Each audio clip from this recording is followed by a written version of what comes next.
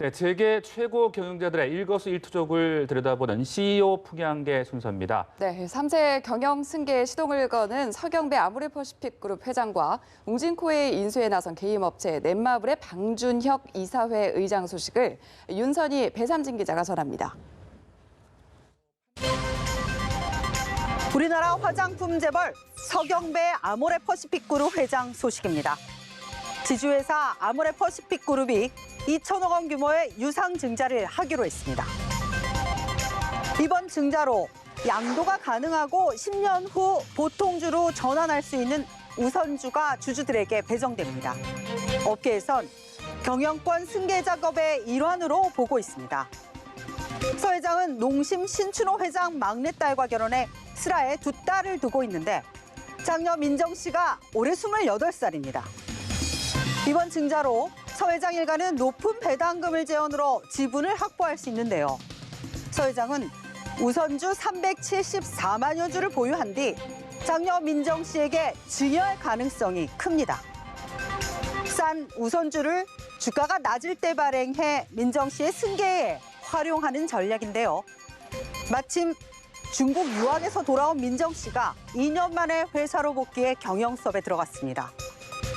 딸에게 그룹을 넘겨주고 싶은 부정은 알겠는데 그렇다고 애꿎은 소액주주들만 피해를 보게 해선 안 되겠죠.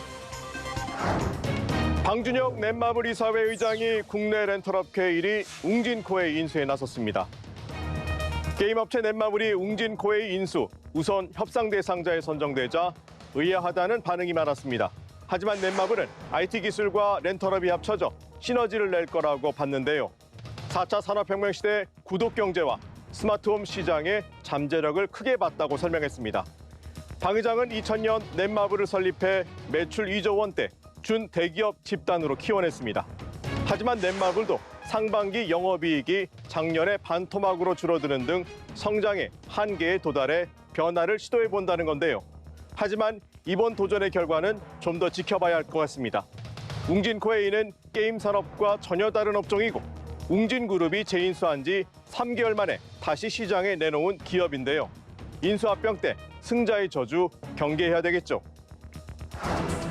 정의선 현대자동차그룹 회장이 미래차 산업 비전을 세우고 41조 원을 투자하기로 했습니다. 문재인 대통령은 미래차를 신산업 중 하나로 키우겠다며 지난 15일 정수석 부회장을 만났습니다. 두 사람의 만남은 문 대통령 취임 이후 11번째입니다. 정부는 8년 뒤인 2027년에 세계 최초로 완전 자율주행차를 상용화하기로 했습니다.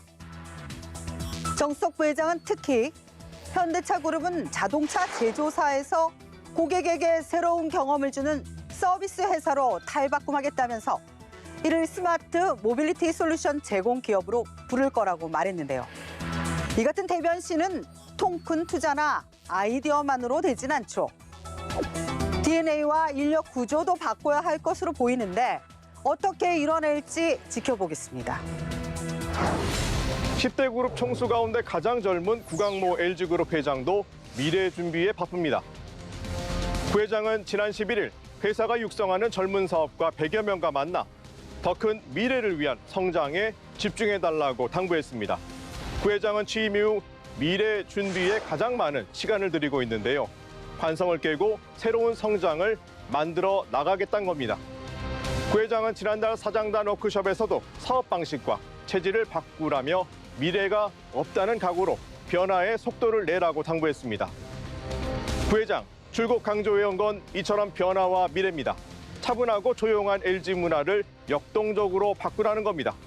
구식을 버리고 새로운 변화, 젊은 총수이기에 가능한 시도로 보이는데요.